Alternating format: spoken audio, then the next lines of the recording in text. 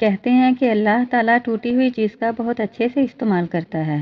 جب بادل ٹوٹ جاتے ہیں تو بارش ہوتی ہے، مٹی ٹوٹ جاتی ہے تو پھر اس میں کھیتی شروع ہو جاتی ہے، اور جب ایک بیج ٹوٹ جاتا ہے تو اس میں سے پودا نکل آتا ہے۔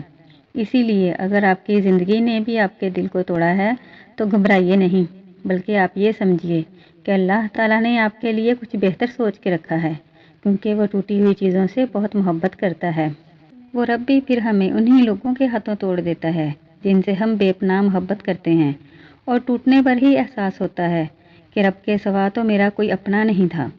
بس وہی یہ وقت ہوتا ہے جب دعائیں اور سجدے طویل ہو جاتے ہیں، نمازوں میں سکون ملنے لگتا ہے، اور کچھ خوش نصیب لوگوں کو ان حالات میں تہجد بھی مل جاتی ہے، اور رات کی تنہائی میں بیٹھے بلک بلک کر اپنے رب کو حالات بتاتے ہیں۔ اور جب آپ خدا کی تنہائی میں بیٹھ کر یہ سب بتانے لگیں تو یہ خدا کا ایک تحفہ ہے۔ اور پتہ ہے رب کی سب سے خوبصورت صفت کیا ہے؟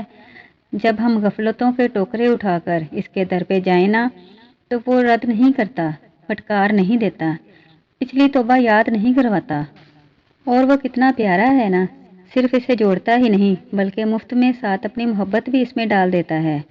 آپ اپنی نیت کی اچھائی پر صرف رب کے ہاں ہی تسلیم کیے جاؤ گے تو یاد رکھو، وہاں سے ملنے والا اجر ہی زندگی کی حقیقت اور سکون ہے، اور بے شک وہ رب تمہیں بھی سکون دے گا۔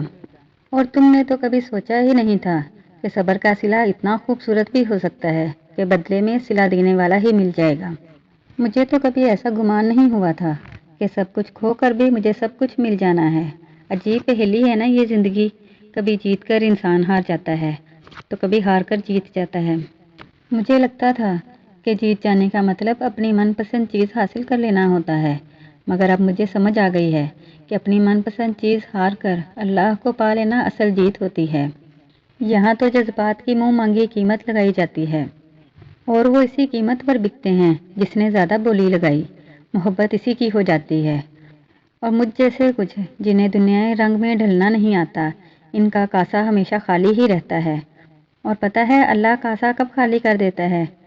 جب وہ چاہتا ہے کہ تمہیں اسے بھرنے کی لگن اس کی جانب کھینچ لائے، اور جب میں یہ سوچتا ہوں تو میرا دل مجھ سے راضی ہو جاتا ہے، کیونکہ بھری ہوئی غافل جھولی سے اللہ کو یاد کرتا ہوا خالی کاسا بہت بہتر ہوتا ہے، اور جو اس کو یاد کرتا ہے دنیا اس کو یاد رکھتی ہے۔